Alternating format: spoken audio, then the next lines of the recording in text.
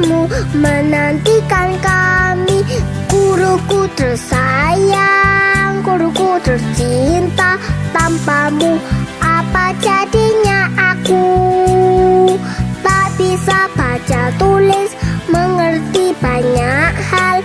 Guruku, terima kasihku.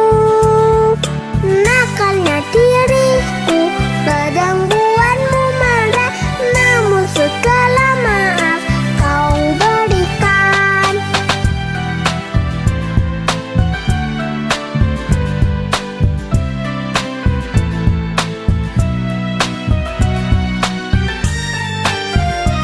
Assalamualaikum warahmatullahi wabarakatuh.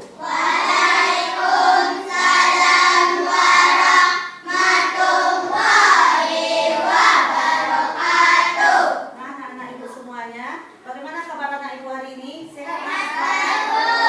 Sehat, alhamdulillah. Alhamdulillah. Nah, anak ibu, hari ini kita akan membuat keyakinan kelas. Siapa anak ibu yang sudah tahu di sini? Apa itu keyakinan kelas? Apa Isa? Peraturan kelas, Dero? Peraturan kelas. Nah, dia hampir-hampir mirip dengan peraturan kelas. Tetapi apa bedanya, Nak? Kalau peraturan kelas itu biasanya ibu yang membuat atau sekolah yang membuat, anak ibu tinggal menjalaninya saja lagi. Ya. Tetapi kalau keyakinan kelas itu kita buat dengan kita rembukkan secara bersama. Hampir mirip dia dengan kesepakatan kelas. Nah, dari kita untuk kita. Nah, ibu sudah menjelaskan slide di depan bahwa keyakinan kelas itu merupakan sesuatu yang kita terapkan di dalam kelas kita. Pembuatannya keyakinan kelas ini melibatkan semua warga yang ada di kelas kita. Siapa itu? Anak ibu sebagai siswa dan ibu sebagai sebagai guru. Nah, keyakinan kelas ini juga bisa kita tinjau kembali apabila suatu saat nanti perlu ada peninjauan kembali. Bisa kita perbaiki. Apa itu keyakinan? Keyakinan itu adalah nilai-nilai kebajikan universal yang kita sepakati secara tersirat maupun tersurat. Nah, lepas dari latar belakang suku, negara, bahasa, maupun agama. Nah, sekarang ibu mau bertanya, mengapa keyakinan kelas? Mengapa tidak peraturan kelas saja? Nah, kalau seseorang akan lebih tergerak hatinya dan bersemangat dia menjalankan apa yang diyakininya. Kalau kita membuat keyakinan kelas, tentu kita akan semangat untuk menjalaninya. Ya, Nana? Beda dengan peraturan. Kalau dalam peraturan, anak ibu hanya sekedar mengikuti serangkaian peraturan tertulis yang sudah ada di sekolah. Mana yang bagus? Keyakinan atau peraturan? Keyakinan. Nah, hari ini kita akan membuat keyakinan kelas kita. Di mana nanti dalam keyakinan kelas itu yang harus anak ibu ingat adalah kita tulis dulu sebanyaknya kita kumpulkan dari anak ibu apa-apa saja bentuk keyakinan kelas yang anak ibu inginkan, yang akan kita sepakati bersama di dalam kelas kita. Keyakinan kelas itu dia berupa pernyataan yang universal. Pernyataan yang universal itu yang menyeluruh dalam bentuk umum. Ya. Lalu keyakinan kelas itu dia bersifat abstrak daripada peraturan yang lebih rinci. Dia bersifat abstrak. Ya.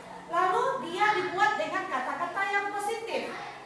Contohnya, misalnya tidak boleh buang sampah sembarangan. Itu adalah kalimat negatif yang menggunakan kata-kata tidak atau kata jangan. Tetapi dalam membuat keyakinan kelas, kita akan menggunakan kalimat positif. Kira-kira kita ubah menjadi apa, Nak, kalimatnya? Buang sampah di tempatnya. Bagus, buanglah sampah pada tempatnya. Nah, itu yang akan kita buat hari ini. Dalam hal apa saja keyakinan kelas kita? Boleh dalam disiplin, boleh di dalam kita bergaul sesama kita, boleh dalam semangat kita belajar. Ya, anak ibu? Paham anak ibu semuanya? Paham. Nah, nanti ketika anak ibu setelah membuat itu, nanti kita akan menentukan yang mana keyakinan kelas kita yang akan kita sepakati untuk kita jalani bersama di dalam kelas kita. Mau nggak? Ibu akan membagikan anak ibu sticky note ini. Jadi anak ibu boleh membuat satu keyakinan kelas, boleh juga 2 atau 3. Jadi ibu bagikan ini kepada anak ibu masing-masing adalah 3 lembar masing-masingnya. Ya, boleh buat 1 bu, boleh. Mau buat 2 juga boleh, maksimal 3. Silakan anak ibu buat di sini keyakinan kelas yang anak ibu inginkan untuk kita jalankan secara bersama.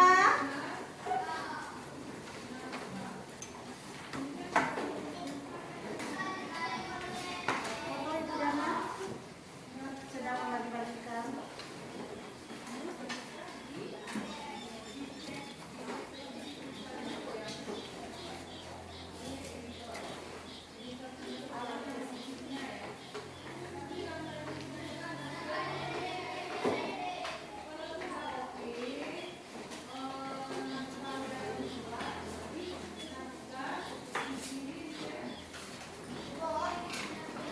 Ya nak?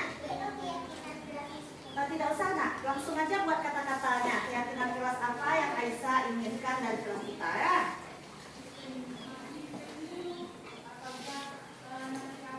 Adria kan nak? Coba, Adria. Coba nak. Sini nak.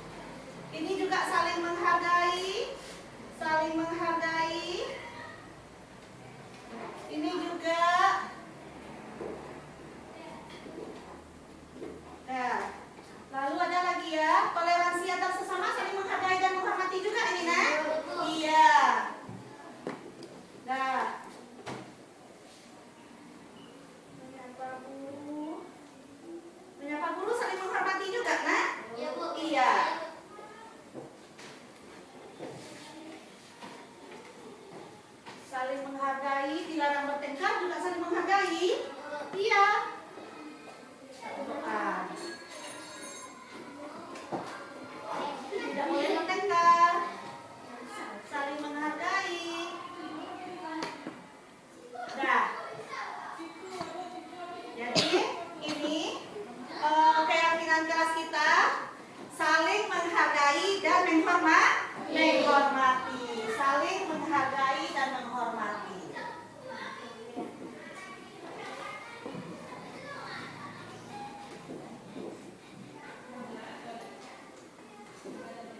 Nah, kita lanjut lagi.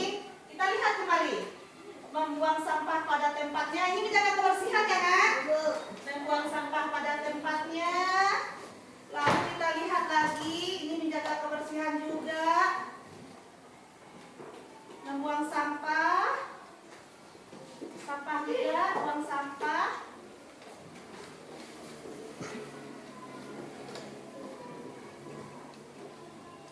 Ini saling menghargai tadi.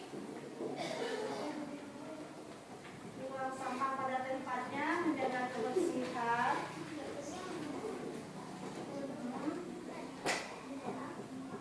Nah, ini kita berarti menjaga kebersihan lingkungan, menjaga kebersihan kelas kita. Berarti ini semuanya menjaga kebersihan atau membuang sampah pada tempatnya. Ini kita buat menjaga kebersihan lingkungan, menjaga kebersihan lingkungan. Nah, kita lanjutkan kembali. Di sini ada piket, lalu juga ada piket kelas. Piket kelas. Ini juga menjaga kebersihan tadi. Nah, jaga kebersihan. Tidak boleh buang sampah sembarangan di sini tadi kan. Lalu ini piket.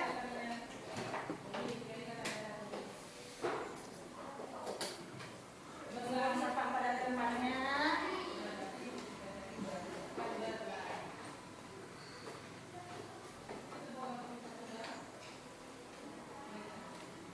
Nah, di sini berarti apa, Nak, keyakinan kelas yang kita jalani dalam menjalankan tugas piket itu? Apa, Nak? Anak ibu menjalankan piket dengan tanggung jawab. Dengan tanggung jawab.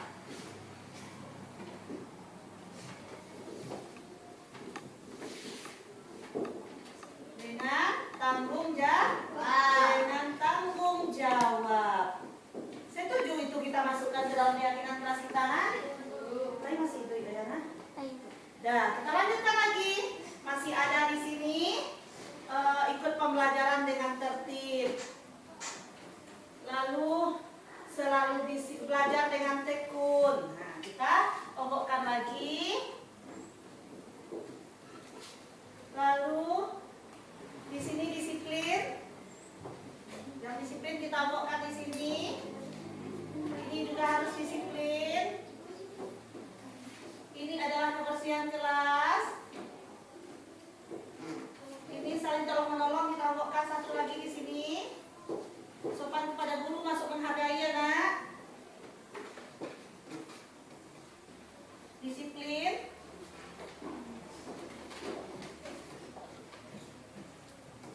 Saling tolong menolong.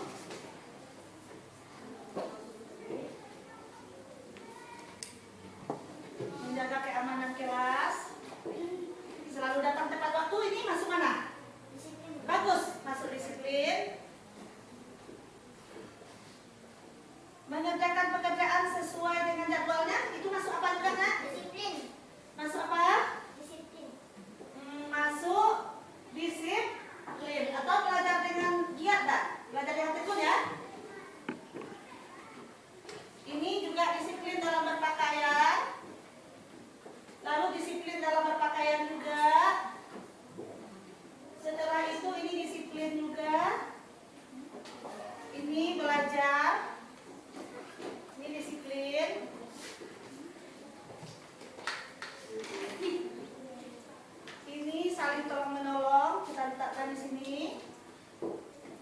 mengganggu saat belajar? Nah, jadi yang untuk disiplin berarti apa yang kita buat, nak?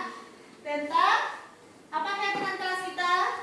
Disiplin waktu dan berpakaian. Jadi kita tulis di sini disiplin. Ada anak ibu yang menulis tepat waktu datang ke sekolah, tidak boleh terlambat, disiplin saat belajar, disiplin saat upacara, disiplin saat berpakaian. Berarti di sini adalah kita membiasakan sikap disiplin. Lanjut lagi, kita akan yang ini lagi. Belajar dengan tekun, belajar dengan tertib, belajar dengan semangat. Berarti kita buat keyakinan kelas kita belajar dengan gembira dan bersemangat. Belajar dengan gembira dan bersemangat. Nah, lanjut lagi. Ini adalah saling tolong menolong. Saling tolong menolong. Nah, yang terakhir adalah kita membudayakan 5S. Membudayakan 5S. Nah, foto ya, Ana? Foto ya, Ana? Ya, senyum, sapa, salam, sopan, santun. Nah, dari yang sudah kita rembukan bersama sehingga kita melahirkan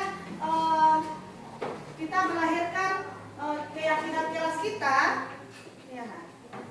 Keyakinan kelas kita sehingga kita memperoleh keyakinan kelas kita. Yang pertama adalah kita saling tolong menolong. Setuju kita masukkan itu dalam keyakinan kelas kita, nah?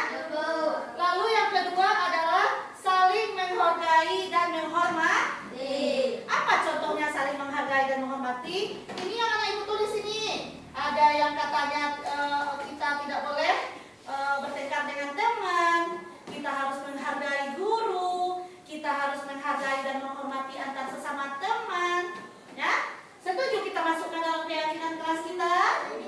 Setuju. Lanjut lagi.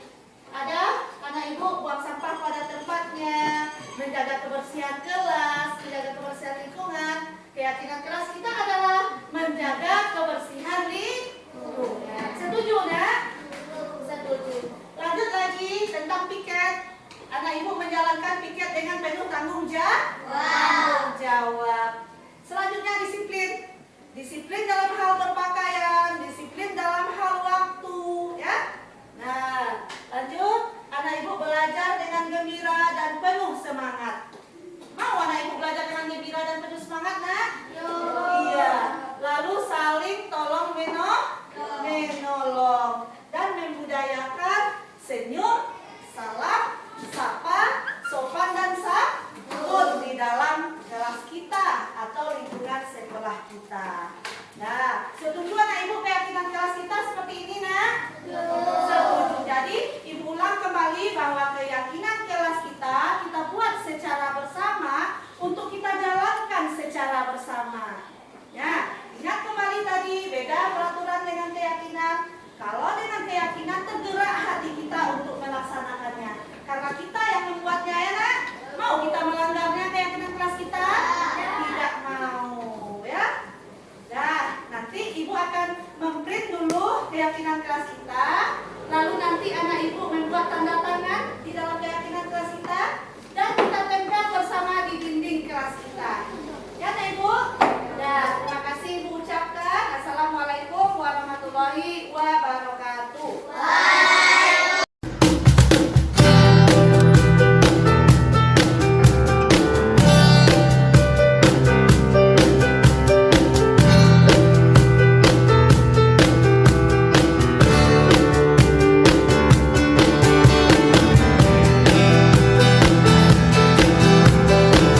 Warahmatullahi wabarakatuh.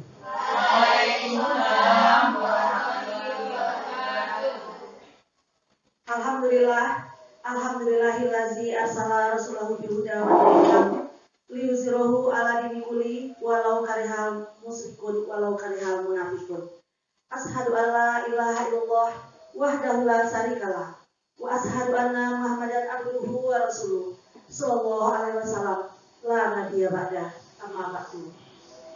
Yang kami hormati Ibu Kepala UPT SDN 05 Barulah, yang kami hormati Bapak Ibu Majelis Guru yang telah berkesempatan hadir dalam menyaksikan menyebarkan pemahaman dan penerapan budaya positif di sekolah kita ini. Kegiatan ini merupakan salah satu rangkaian kegiatan atau tugas dari calon guru penggerak pendidikan calon guru penggerak Angkatan 9 Kabupaten Tanah Datar. Yang mana latar belakang dari kegiatan kita pada hari ini adalah sekolah merupakan lembaga yang berperan penting dalam pembentukan karakter murid. Sebagaimana tujuan pendidikan, yakni mewujudkan profil pelajar Pancasila. Dengan demikian, peran guru sangatlah penting untuk menuntun murid dalam pembentukan karakter. Untuk terwujudnya budaya positif di sekolah, perlu adanya kolaborasi seluruh warga sekolah, serta masyarakat dan pemerintah di lingkungan sekolah.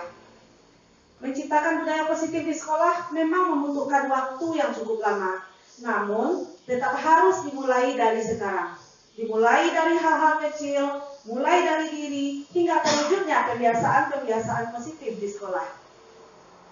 Tujuan dari kegiatan ini adalah yang pertama, menerapkan budaya positif di sekolah sehingga dapat menumbuhkan karakter baik pada murid atau dengan karakter profil pelajar Pancasila. Selanjutnya menjadi bekal pengalaman belajar bagi guru dan murid, menunjukkan kepedulian, mengontrol diri sendiri dan orang lain, menjaga motivasi agar semangat dalam mengikuti proses pembelajaran di sekolah. Yang menjadi tolak ukur adalah yang pertama, terbentuknya keyakinan kelas melalui kesepakatan yang dilakukan bersama seluruh murid di dalam kelas serta warga sekolah. Lalu murid dan guru konsisten dalam menjalankan keyakinan kelas yang sudah disepakati bersama. Adanya karakter dalam diri murid seperti kemandirian, tanggung jawab, percaya diri, dan saling menghargai saat pembelajaran. Lalu adanya keaktifan murid di dalam kegiatan pembelajaran dan adanya dokumentasi proses pembelajaran. Selanjutnya adalah perubahan paradigma belajar. Pembelajaran dirancang berdasarkan pembelajaran yang berdiferensiasi agar murid dapat belajar sesuai dengan kebutuhan mereka sehingga dapat terwujud profil pelajar Pancasila. Dan menurut filosofi pemikiran Ki Hajar Dewantara bahwa tujuan pendidikan itu adalah menuntut segala kodrat yang ada dalam diri anak agar mereka mencapai keselamatan dan kebahagiaan, baik sebagai manusia maupun sebagai anggota masyarakat. Dan pendidikan adalah tempat bersemainya benih-benih kebudayaan dalam masyarakat. Nah, saya di sini akan menampilkan sebuah percobaan untuk ibu-ibu lakukan, di mana kita akan membayangkan jika di sini kita baca, jika Anda dan teman Anda akan melakukan sebuah percobaan, cobalah buka. Di sini Anda adalah A. Tugas Anda adalah menempelkan salah satu tangan Anda. Kita anggap di dalam tangan kita itu ada sesuatu yang berharga yang kita harus pertahankan. Bagaimana caranya kita harus pertahankan sesuatu yang berharga dalam kepala tangan kita. Nah, dan teman kita yang B dengan segala cara pula membujuk kita agar kita mau membuka tangan. Dia boleh membujuk kita dengan rayuan, boleh melakukan intimidasi kepada kita, boleh dengan cara menawari kita uang misalnya, boleh dengan cara memarahi kita dan menggoda kita, atau bahkan menggelitik kita agar kita berusaha membuka tangan. Nah, terbayang oleh ibu-ibu ya. Nah, sekarang pertanyaannya adalah, apakah ibu atau teman ibu itu mau membuka tangan atau tidak? Apa alasannya? Mau buka tangan, Bu? Kalau Ibu Era bagaimana, Bu? Tergantung rayuannya, Bu, bujukannya. Satu Era tergantung rayuan atau bujukan. Kalau menurut Ibu Eti, gimana Bu Eti? Bu Eti tidak mau membuka? Ya, itu tergantung kita. Mau kita buka atau tidak. Begitu juga untuk pertanyaan kedua. Apakah Anda atau B menutup kepalan tangan? Mengapa? Kalau Ibu Des bagaimana, Bu? Ya, kalau saya maunya menutup tangan Bu, tidak mau dibuka meskipun dengan rayuan maut pun Ibu. Ya, berarti Bu Des tidak mau membuka tangan walaupun dengan adanya rayuan maut, dirayu dengan sedemikian rupa, Bu Des tidak akan membuka tangan. Itu pilihan kita masing-masing. Lalu kita masuk lagi pada pertanyaan yang ketiga. Dalam kegiatan ini sebenarnya atau sesungguhnya siapa sebenarnya yang memegang kendali atau kontrol untuk membuka atau menutup kepala tangan kita?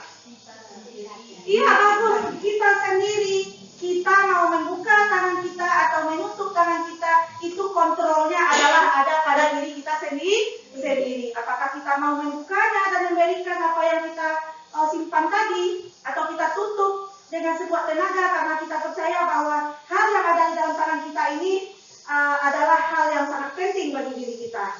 Itu adalah tergantung dari diri kita sendiri. Begitulah dia prinsip teori kontrol, bahwa yang dapat mengontrol diri kita itu hanyalah diri kita sendiri. Nah, di sini ada choice theory atau teori pilihan, ada miskonsepsi tentang teori kontrol. Miskonsepsi berarti ada kesalahpahaman tentang konsep mengenai teori kontrol yang selama ini ada pada pendidikan kita. Yang pertama adalah ilusi guru mengontrol murid. Guru menganggap dia bisa mengontrol murid. Dia mengontrol apa yang dilaksanakan oleh murid, yang dilakukan oleh murid. Padahal sebetulnya bukan guru yang mengontrol murid, tetapi murid sendiri yang mengizinkan dirinya dikontrol. Nah, itu berbeda. Bukan guru yang mengontrol murid, tetapi murid yang mengizinkan untuk dirinya dikontrol. Itu miskonsepsi yang pertama. Yang kedua adalah ilusi bahwa penguatan rujukan positif atau efektif, positif dan bermanfaat. Itu tidak selalu adanya penguatan, hadiah, penghargaan atau reward, itu tidak selalu bernilai positif. Untuk di slide berikutnya akan kita bahas lebih dalam. Yang ketiga adalah ilusi bahwa orang dewasa dia mempunyai hak untuk memaksa. Padahal tidak seperti itu adanya. Lalu ilusi bahwa kritik yang membuat murid merasa bersalah dapat menguatkan karakter. Ternyata tidak selalu seperti itu. Bahwa ilusi tersebut merupakan miskonsepsi. Di mana ketika kita mengkritik, apalagi kita mengkritik siswa di dalam proses pembelajaran, di dekat teman-temannya, itu akan menjatuhkan mental siswa tersebut. Jadi bagaimana sebaiknya dalam mengontrol perilaku murid?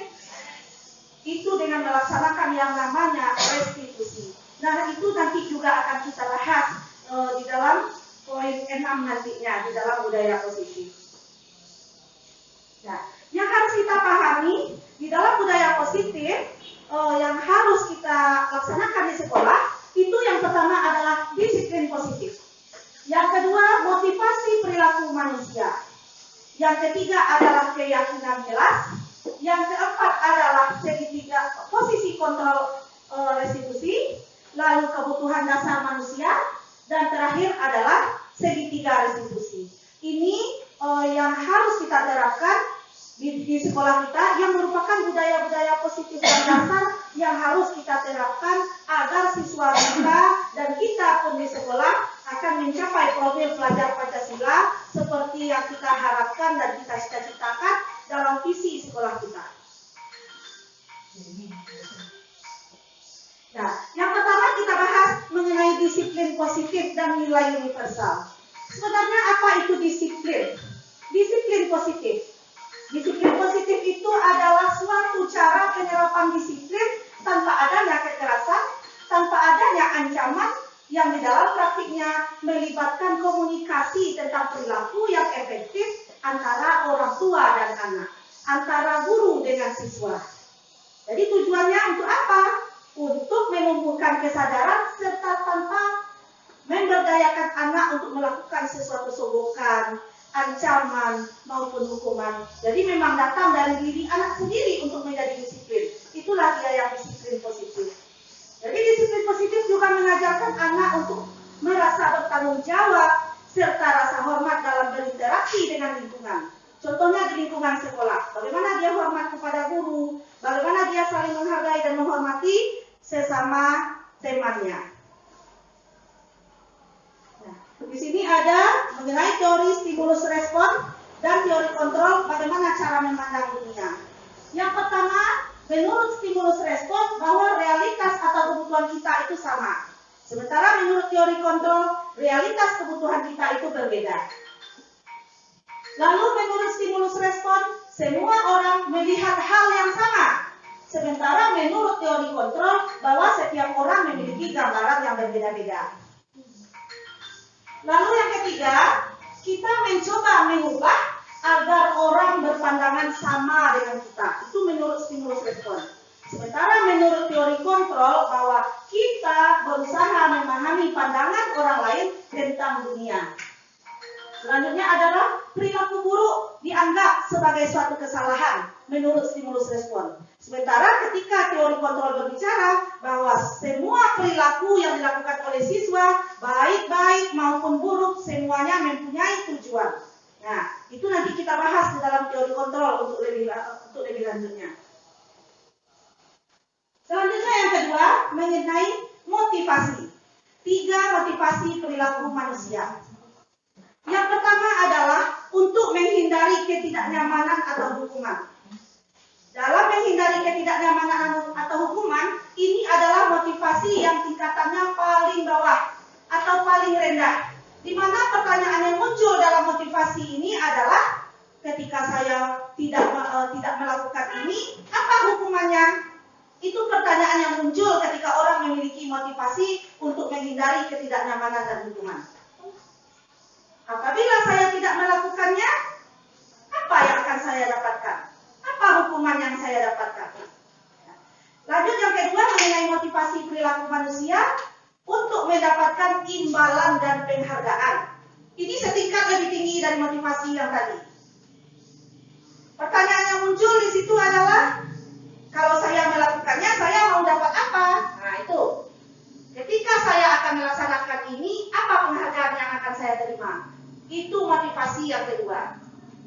Motivasi yang ketiga adalah untuk menjadi orang yang mereka inginkan dan menghargai diri sendiri dengan nilai yang mereka percayai. Inilah tingkatan motivasi yang tertinggi. Di mana motivasi pertama dan kedua tersebut itu merupakan motivasi eksternal atau ekstrinsik, motivasi yang berasal dari luar diri seorang individu. Sementara yang ketiga, dia untuk menghargai dirinya sendiri dengan nilai yang mereka yakini. Inilah yang terbaik motivasinya, yaitu motivasi internal yang berasal dari dalam diri sendiri. Di sini kita akan melihat bagaimana beda antara hukuman, konsekuensi, dan restitusi. Di mana kita lihat dalam tabel, hukuman itu merupakan identitas yang gagal. Dan konsekuensi dan restitusi, dia menghasilkan disiplin, dia termasuk identitas yang sukses. Nanti setelah ini kita akan menyimpulkan, ternyata dari hukuman, dari konsekuensi, dan restitusi, yang terbaik itu yang mana? Yang dapat menimbulkan disiplin positif yang lebih baik pada diri siswa kita. Pada hukuman, sesuatu yang menyakitkan harus terjadi. Jadi ketika kita dihukum, kita menghukum murid kita, itu akan menyakiti hati murid kita, baik fisik maupun psikis. Sementara pada konsekuensi, sesuatu harus terjadi. Sementara restitusi itu merupakan pilihan. Dan pada hukuman, tidak nyaman untuk murid dan anak untuk jangka panjang. Anak kita, murid kita akan terngiang-ngiang terus hukuman yang telah kita berikan. Bahkan ibu-ibu, sampai anak kita SMP, sampai SMA, sampai dia nanti juga sudah punya anak juga, dia masih mengingat, saya dulu pernah dihukum oleh ibu ini. Itulah dia, kenapa dia membuat tidak nyaman dalam jangka waktu panjang. Lalu konsekuensi, tidak nyaman juga untuk murid, tetapi dalam jangka waktu pendek. Sementara restitusi, dia menguatkan murid dalam jangka waktu panjang, juga di penguatan kepada murid. Lalu yang ketiga adalah korban mendapat keadilan. Yang kedua adalah korban bisa diabaikan, dan pada restitusi dia korban mendapatkan ganti. Kita lanjutkan kembali. Kalau hukuman membuat anak tersakiti, kalau konsekuensi kurang menyakitinya, tetapi anak juga dibuat tidak nyaman. Sementara pada restitusi dia akan mendapatkan penguatan. Pada hukuman perilaku perilakunya pasif agresifnya meningkat, pada konsekuensi penguatan hanya bertahan dalam jangka waktu pendek, dan pada restitusi masalahnya bisa terpecahkan. Pada hukuman, sistem tidak akan berjalan bila murid tidak takut. Jadi membuat murid takut. Sementara pada konsekuensi memerlukan monitoring dan supervisi terus-menerus dari guru. Jadi guru di sini selalu memantau atau memonitor murid. Sementara pada restitusi, murid belajar bertanggung jawab atas perilakunya sendiri. Atas kesalahannya, murid bertanggung jawab atas kesalahannya sendiri. Selanjutnya pada hukuman, mencoba mengontrol anak untuk penguatan negatif. Istilahnya membayar impas kesalahan. Apa kesalahannya? Dibayar impas. Contohnya siswa tidak buat PR, siswa keluar untuk hormat di bendera. Siswa terlambat datang ke sekolah, siswa berdiri selama jam pelajaran di depan. Seolah-olah menganggap bahwa hukuman tersebut dibayar impas, membayar impas kesalahan. Sementara konsekuensi dia mencoba mengontrol murid dengan penguatan yang positif, dan restitusi anak itu sendiri yang paham dan memegang kendali kontrol atas dirinya sendiri. Kita membahas dampaknya lagi. Pada hukuman, dampak pada murid merasa bersalah, murid marah walaupun tidak ditunjukkan kepada kita, ibu-ibu. Sebenarnya dia mendongkol dalam hatinya. Lalu dia merasa rendah diri daripada teman-temannya, dan bisa jadi dia mengasingkan diri sendiri.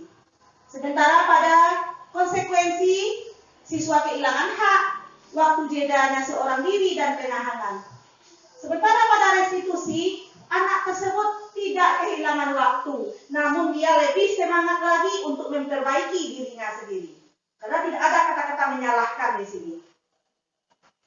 Lalu ketika hukuman, dia tiba-tiba tidak diharapkan atau sangat melukai, dan ketika konsekuensi sudah diketahui atau masuk akal, dan restitusi berupa undangan untuk mengadakan restitusi. Dan hukuman dibuat oleh guru sendiri, siswa hanya menjalankan saja, sementara konsekuensi dibuat memang dengan kesepakatan antara guru dengan siswa, tetapi restitusi dibuat oleh murid dengan kesadarannya, dengan penuh tanggung jawabnya. Dan yang terakhir, hukuman ini dinilai identitas gagal karena dia menyakitkan. Guru menjalani konsekuensi dengan menyalahkan murid, mengkritik murid. Ada juga yang menyindir atau merendahkan.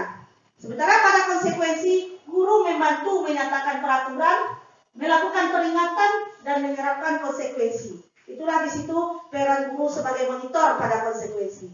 Dan pada restitusi dia menguapkan. Guru menyebutkan keyakinan kelas, membimbing kerangka acuan berpikir restitusi bagi siswa. Sehingga siswa tersebut menyelesaikan masalahnya sendiri dengan adanya kolaborasi antara guru dengan siswa. Nah, berarti di antara tiga ini, antara hukuman, konsekuensi, restitusi, mana yang paling bagus, ibu-ibu? Iya, restitusi haruslah menjadi pilihan bagi kita apabila kita ingin menerapkan disiplin positif di sekolah kita. Nah, kesimpulannya, pada hukuman dia bersifat tidak terencana, tiba-tiba saja, tidak direncanakan sebelumnya. Lalu dia bersifat satu arah, seperti sudah dijelaskan tadi, dia datangnya dari guru yang memberi hukuman terhadap kesalahan siswa.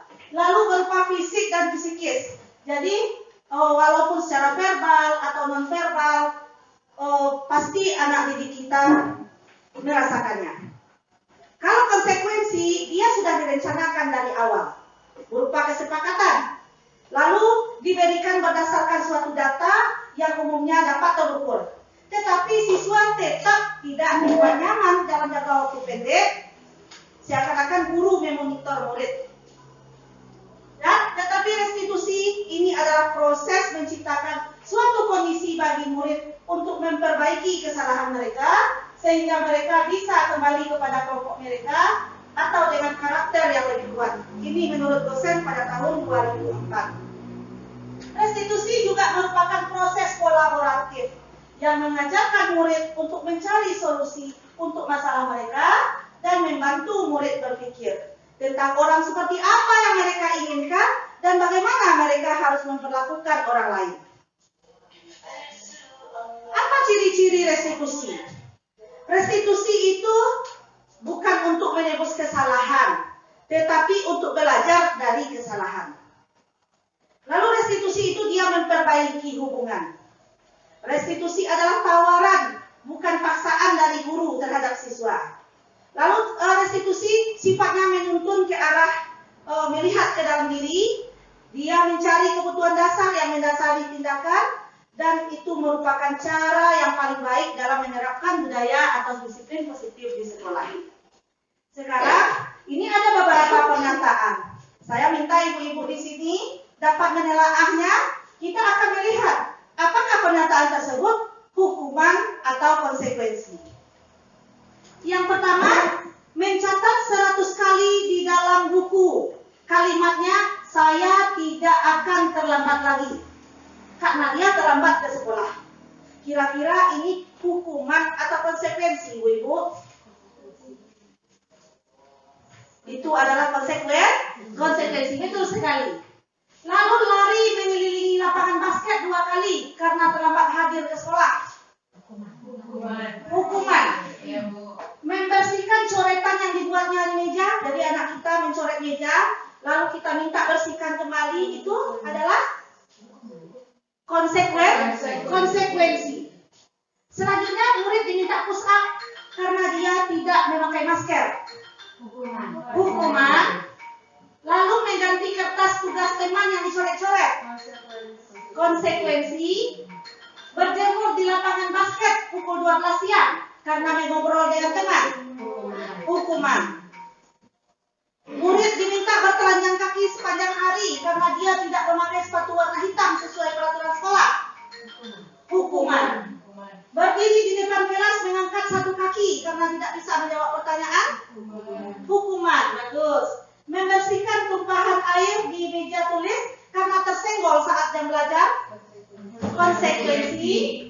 Kehilangan 10 menit jam istirahat untuk mengerjakan tugas karena terlambat datang dan tertinggal pelajaran selama 10 menit. Konsekuensi. Nah, selanjutnya adalah ada sebuah istilah atau perkataan mengatakan dihukum karena penghargaan. Kenapa bisa begitu? Bukankah penghargaan itu baik untuk siswa? Bukankah penghargaan itu dapat meningkatkan motivasi bagi siswa kita? Nah, menurut beberapa teori mengatakan bahwa penghargaan yang diberikan kepada siswa itu tidak efektif. Hanya jika melakukannya hal ini, maka akan saya dapatkan penghargaan. Jadi seakan-akan anak-anak kita mengatakan bahwa dia akan melakukan sebuah kegiatan karena dia ingin mendapatkan penghargaan. Sehingga penghargaan itu dapat menurunkan kualitas dan kreativitas. Penghargaan itu dapat merusak hubungan. Kenapa? Karena ada saja siswa yang merasa iri dengan temannya yang mendapatkan penghargaan, dan sebagian dari mereka akan tidak menyukai orang yang diberi penghargaan. Penghargaan mengurangi ketepatan. Lalu penghargaan menghukum. Kenapa dikatakan penghargaan menghukum? Misalnya ada ranking 1 sampai ranking 3. Kita beri penghargaan berupa hadiah. Anak yang ranking 4, yang nilainya mungkin cuma beda setengah, dia tidak mendapatkan penghargaan. Disitulah dia merasa bahwa penghargaan itu adalah menghukum. Jadi tidak selamanya penghargaan itu baik, ibu-ibu. Penghargaan itu merupakan motivasi eksternal, motivasi yang datangnya dari luar. Jangan sampai nanti dengan penghargaan itu anak kita motivasinya menjadi berubah. Dia mau melakukan sesuatu apabila dia mendapatkan penghargaan. Kalau tidak ada penghargaan, anak kita tidak semangat lagi untuk melaksanakan kegiatan. Jangan sampai seperti itu. Motivasi yang kita tumbuhkan hendaknya motivasi dalam diri anak itu sendiri. Nah, ini dia motivasi dalam diri atau motivasi intrinsik. Mungkin kita pernah menjadi guru kelas 1 atau melihat anak kita di rumah atau anak kita di sekolah yang baru pandai belajar membaca. Awalnya dia hanya mengenal huruf, lalu dia sudah mampu menggabungkan huruf menjadi suku kata, atau dia menggabungkan suku kata menjadi sebuah kata. Aduh, berapa senang hati dia mencapai hal tersebut. Sangat gembira dia. Dia bisa membanggakan, mama saya sudah bisa. Ibu, saya sudah bisa, Bu, untuk membaca, Bu, satu kata. Anak kita sangat luar biasa bahagianya. Tetapi setelah kita berikan sebuah penghargaan, jika kita berikan sebuah penghargaan kepada anak yang sedang bahagia seperti itu, maka kita mengambil kegembiraannya saat itu juga, yang sebenarnya muncul secara alamiah. Berubah lagi kegembiraannya, tidak secara alamiah dengan itu lagi, muncullah kebahagiaan baru karena mendapatkan penghargaan. Sehingga kebahagiaan yang secara alamiah tadi kita dimunculkan oleh diri anak itu sendiri dalam dirinya sudah terusur. Nah. Selanjutnya yang ketiga, budaya positif yang harus kita terapkan di lingkungan sekolah kita atau di kelas kita adalah keyakinan kelas. Kita di sini semuanya sudah membuat keyakinan kelas atau kesepakatan kelas. Nah, keyakinan kelas itu sesuatu yang dapat kita terapkan di lingkungan kelas kita. Pembuatan keyakinan kelas itu melibatkan semua warga kelas. Siapa itu? Kita sebagai guru dan anak-anak kita sebagai murid yang ada di kelas itu.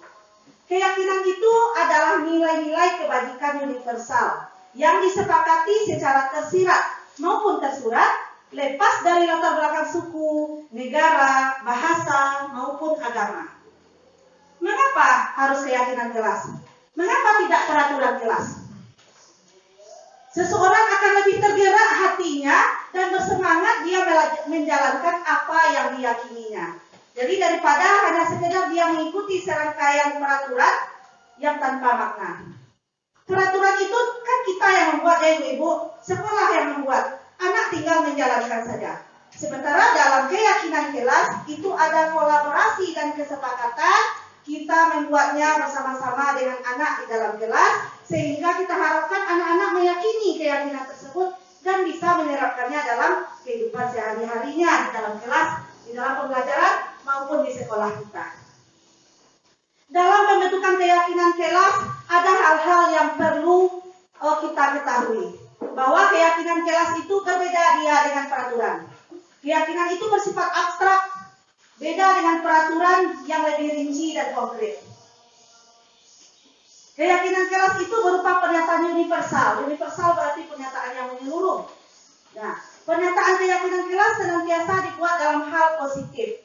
Contohnya, kalau misalnya peraturan tidak boleh datang terlambat ke sekolah, itu adalah suatu kalimat negatif. Ada kata tidaknya di situ, ada kata jangan misalnya.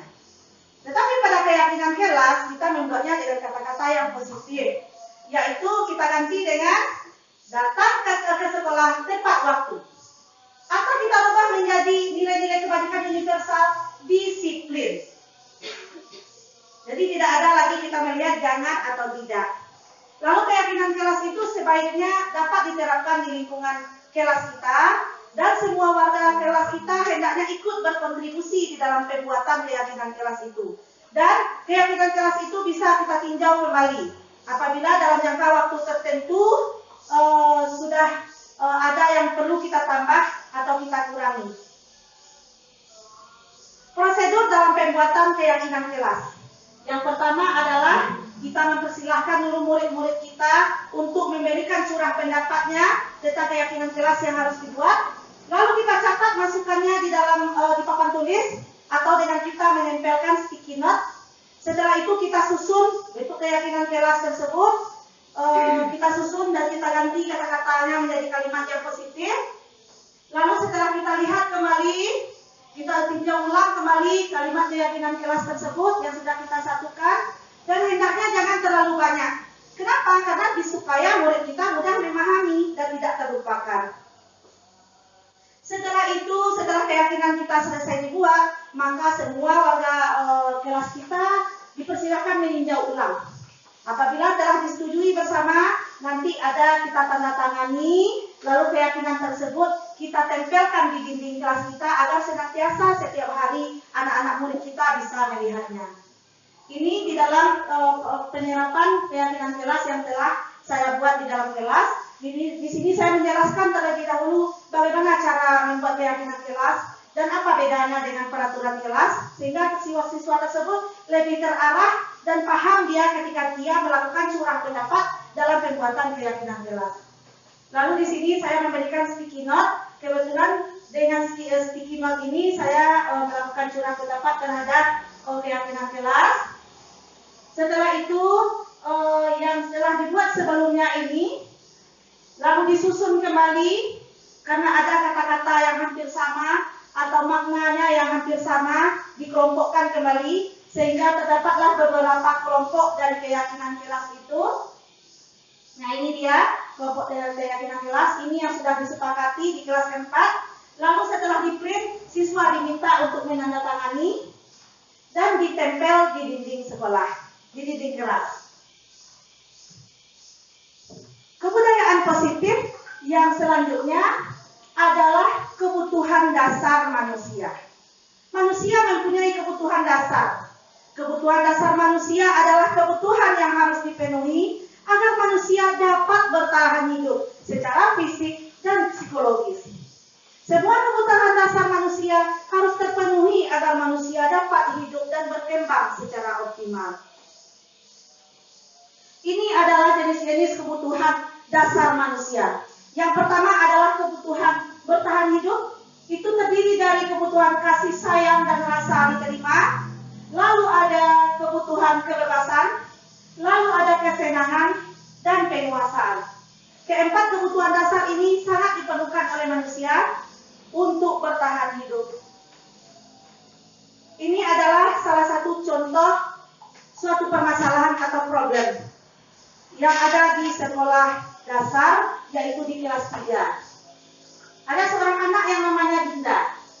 Dinda, seorang anak kelas 3 SD, begitu tiba di rumah sepulang dari sekolah, menangis dan mengadu pada ibunya bahwa dia benci pada Ibu Rani, gurunya.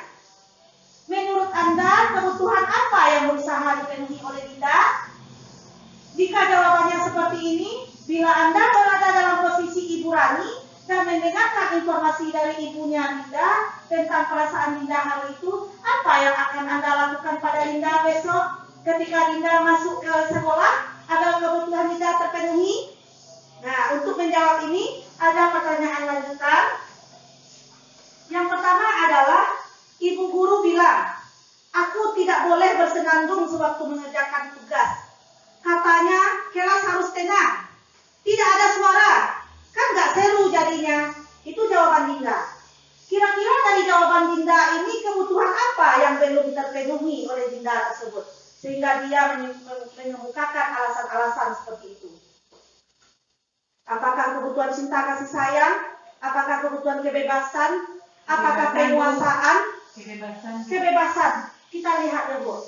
Ternyata kebutuhan kesenangan bagi Dinda itu, karena dia tidak bisa mengerjakan tugas sambil menyanyi-nyanyi, sambil bersenandung. Nah, kan gak seru jadinya, berarti kesenangan yang belum terpenuhi oleh Dinda. Lalu kita lihat lagi yang kedua. Ibu guru tidak menyapaku hari ini, padahal aku pakai jepit rambut baru, kata dia. Kebutuhan apa berarti yang belum terpenuhi itu, Bu? Apakah cinta kasih sayang? Apakah penguasaan? Apakah kebebasan atau kesenangan? Cinta kasih sayang, Bu, kita lihat bersama-sama. Iya, kasih sayang dan rasa diterima. Itu kebutuhan yang belum terpenuhi oleh Dinda. Lalu kita lihat lagi.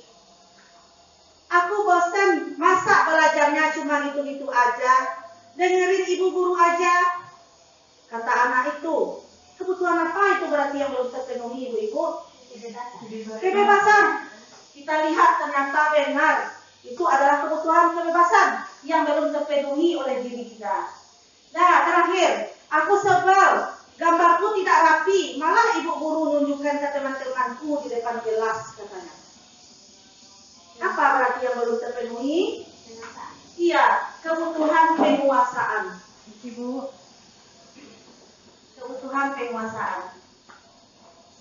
Kita masuk yang kelima dari budaya positif yang harus kita terapkan di lingkungan sekolah kita, yaitu 5 posisi kontrol guru. 5 posisi kontrol guru itu, yang pertama adalah guru sebagai penghukum. Yang kedua, guru membuat rasa bersalah. Lalu guru sebagai teman, guru sebagai pemantau, dan terakhir guru sebagai manajer. Nah, kita nanti akan merasakan kita guru seperti apa ya. Nah, nanti kita akan rasakan sendiri. Kita lihat mulai dari yang pertama. Posisi kontrol penghukum.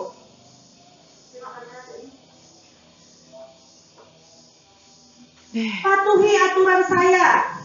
Atau awas, kamu selalu salah.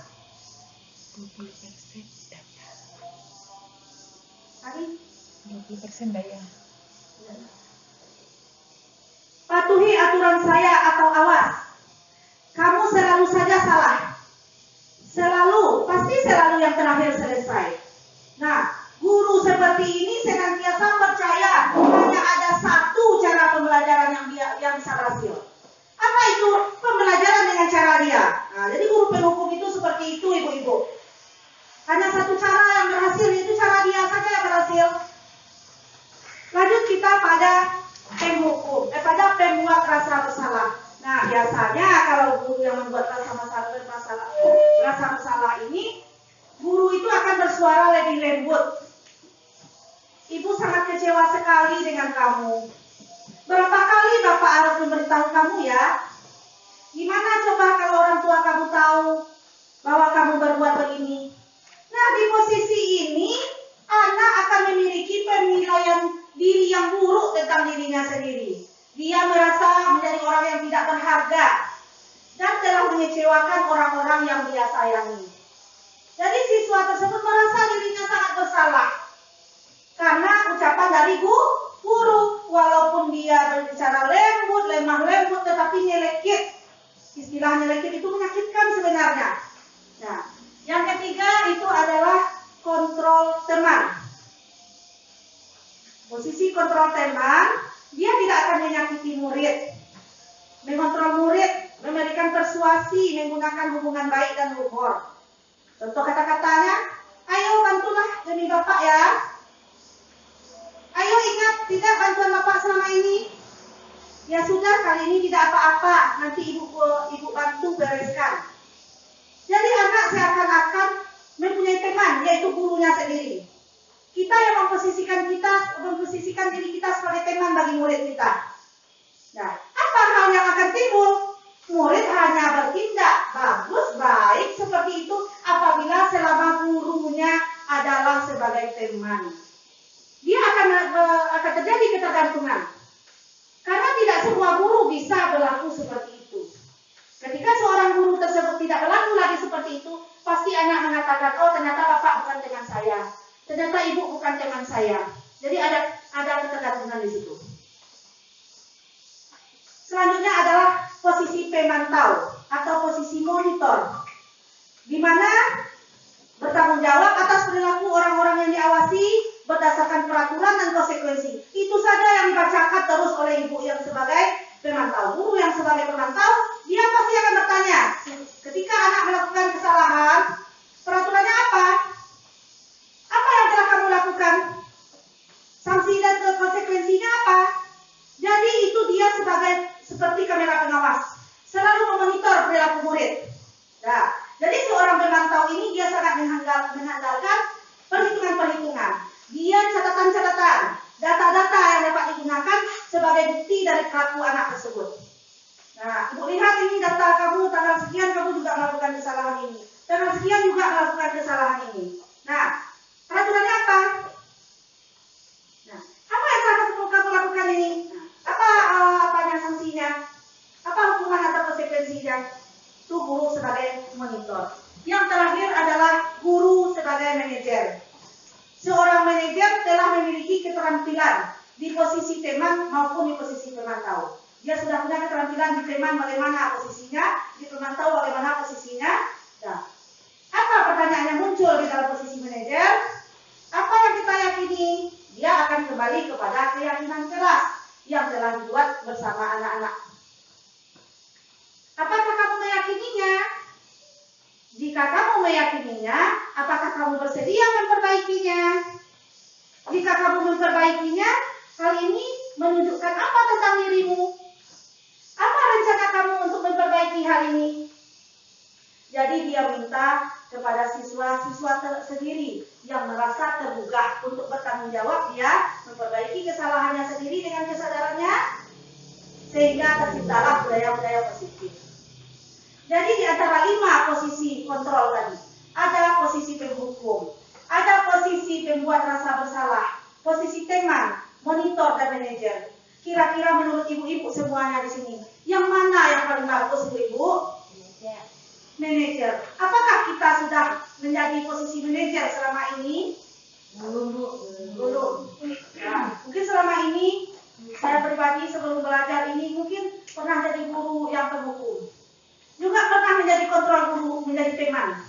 Juga terkadang membuat rasa bersalah juga, atau menjadi pemantau juga. Tetapi dengan sudah mempelajari dengan budaya positif, mudah-mudahan kita yang ada di sekolah ini, guru-guru semuanya akan menerapkan bagaimana posisi kontrol manajer ini dalam membuat budaya positif di sekolah kita atau di kelas kita.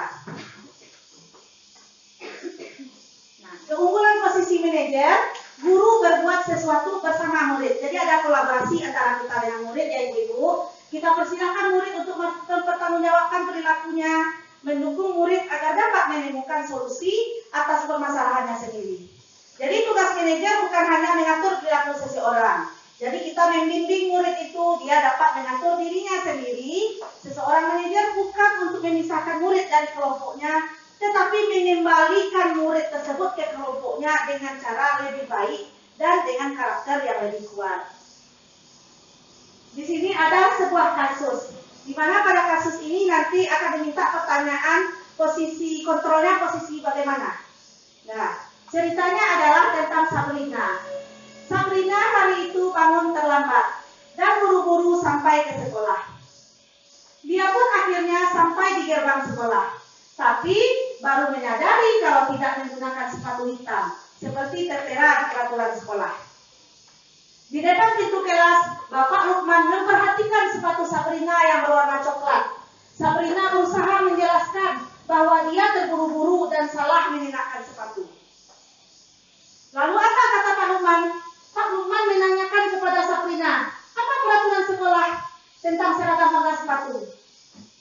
Sabrina menjawab, sudah mengetahui sepatu yang harus berwarna hitam, namun terburu-buru dan salah mengenakan sepatu. Selain tidak mungkin kembali pulang karena rumahnya jauh sekali, Pak Lukman tetap bersikeras pada peraturan yang berlaku dan mengatakan, ya sudah, kamu sudah melanggar peraturan sekolah. Kamu salah pula warna sepatunya. Sekarang segera buka sepatumu kalau tidak bisa mengenakan warna sepatu sesuai peraturan. Nah, itu kata Pak Lukman kepada Sabrina. Sabrina meminta maaf pada Pak Lukman dan dia memohon kembali pada Pak Lukman agar tetap dapat mengenakan sepatunya dan berjanji tidak akan mengulangi kesalahannya. Namun Pak Lukman tidak mau tahu. Tidak, kamu telah melanggar peraturan sekolah. Kalau tidak sanggup ambil sepatu di rumah atau antarkan sepatu ke sekolah, ya sudah, kamu tidak bersepatu saja seharian di sekolah. Sekarang copot sepatumu dan silakan belajar ke kelas tanpa ada sepatu. Sabrina pun dengan berat hati mencopot sepatunya dan memberikan kepada Pak Lukman. Seharian dia tidak berani keliling sekolah karena malu. Nah, dan lebih banyak berdiam diri di kelas tanpa alas sepatu. Nah, dari cerita ini ada pertanyaan. Dalam kasus itu, sikap posisi apa yang diambil oleh Pak Lukman? Apa, Bu? Memantau dia, kemudian hukuman dia juga, kemudian membuat bersalah dia juga. Apa, Bu? Yang paling tepatnya, di antara itu yang paling prioritas di sini, Bu. Apa, Bu? Penghukum. Iya. Pak Lukman itu adalah guru dengan posisi kontrol penghukum. Apa indikatornya? Terlihat tegas dari kalimatnya. Pak Lukman itu dia tetap bersikeras. Apa peraturannya? Pada peraturan yang berlaku mengatakan ya sudah, kamu sudah melanggar peraturan, kamu salah, kamu sudah terlambat. Nah, jadi Pak Lukman dia memberikan hukuman yang bersifat tidak terencana dan tiba-tiba. Lalu hukuman tersebut menimbulkan rasa tidak nyaman pada diri Sabrina. Kenapa? Karena Sabrina menjadi malu, tidak mau keluar kelas ketika jam istirahat, dia hanya berdiam diri di dalam kelas. Jadi Pak Lukman itu adalah guru dengan posisi kontrol penghukum. Lalu bagaimana seandainya kalau Pak Lukman memposisikan dirinya sebagai manajer? Kira-kira apa pertanyaan yang muncul dari Pak Lukman? Apa kira itu, Bu? apa peraturan sekolah kita. Nah, dia pasti bertanya mengenai keyakinan kelas. Kembali dia kepada keyakinan kelas. Pak Lukman itu mempersilahkan kepada Sabrina untuk mempertanggungjawabkan perilakunya, mendukungnya agar dapat menemukan solusi atas permasalahannya. Dia mungkin menanyakan, nah Sabrina, kenapa sepatunya tidak berwarna hitam, Nak? Lalu dia bertanya kepada tentang aturan sekolah atau keyakinan kelas. Menurut keyakinan kelas kita bagaimana? Lalu dia bertanya bagaimana solusinya. Bagaimana cara memperbaikinya lagi? Dan dia akan membuat kesepakatan mengenai kedisiplinan. Ada kolaborasi di situ antara murid dengan siswa membentuk budaya positif yang bagus. Nah, jadi posisi Pak Lukman sebagai manajer seharusnya seperti itu. Agar siswa tidak merasa disalahkan, siswa tidak merasa terintimidasi. Siswa merasa bangga dia terhadap dirinya sendiri, dia bisa merubah suatu kesalahan dan tidak akan mengulangi kesalahannya lagi dengan kesadaran dirinya sendiri. Yang keenam, ini adalah topik yang terakhir tentang budaya positif, yaitu mengenai segitiga restitusi. Segitiga restitusi berarti terdiri dari 3 tahap restitusi. Yang pertama adalah menstabilkan identitas. Yang kedua adalah validasi tindakan yang salah. Dan yang ketiga adalah menanyakan keyakinan. Segitiga restitusi itu, apa itu restitusi? Itu adalah proses menciptakan kondisi bagi murid untuk memperbaiki kesalahan mereka sehingga mereka bisa kembali kepada kelompok mereka dengan karakter yang lebih kuat. Ini menurut dosen pada tahun 2004. Ya, di sini saya punya sebuah kasus yang telah ada diselesaikan dengan segitiga restitusi. Yaitu ada 2 orang anak, Faiz dan David. Ia merupakan 2 orang siswa yang aktif, tapi sedikit usil dia di kelas. Mereka saling berlarian dan bergurau di kelas maupun di luar kelas. Saat jam istirahat di kelas, mereka saling mengoper menendang kaleng kecil yang seolah-olah dijadikan bola. Edo tanpa sengaja menendang terlalu kuat dan mengenai kaca dan menyebabkan kaca tersebut pecah. Mereka berdebat dan saling menyalahkan. Salah seorang teman sekelasnya melaporkan kepada Ibu Diah yang duduk kelas 4 kebetulan. Ibu Diah itu memanggil Faiz dan David. Nah, bagaimana cara proses penyelesaian masalah ini secara segitiga restitusi? Kita akan coba lihat bersama-sama.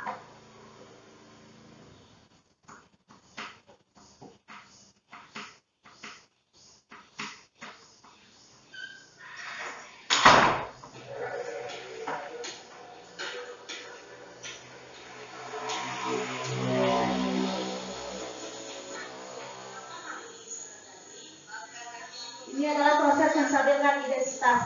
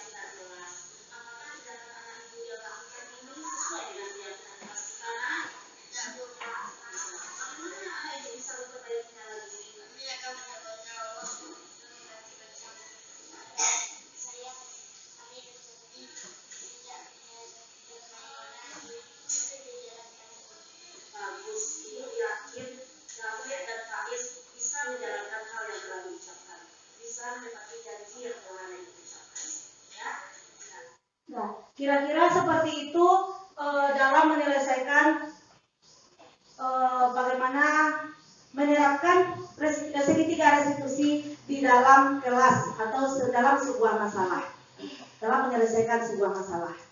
Nah, Bapak, Ibu-ibu semuanya, apakah dari penjelasan saya yang tadi, apakah ada pertanyaan Ibu-ibu semua? Jadi kita sebagai guru hendaknya kita mengetahui keenam budaya positif yang harus kita terapkan di sekolah maupun di kelas kita.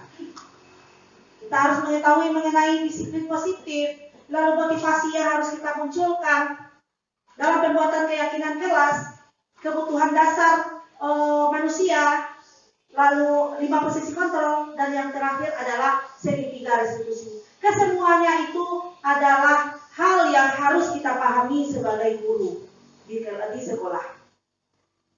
Mungkin hanya demikian yang dapat saya sampaikan dalam kesempatan kali ini.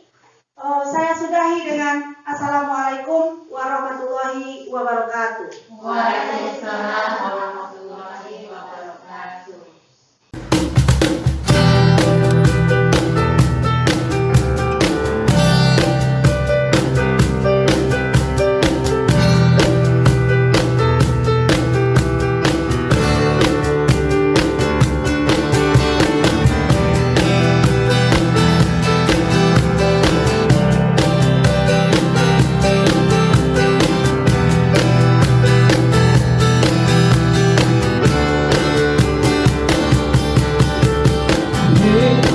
Rekan-rekan guruku, kita layaknya petani yang menyemai dan merawat benih hingga panen nanti. Rekan-rekan guruku,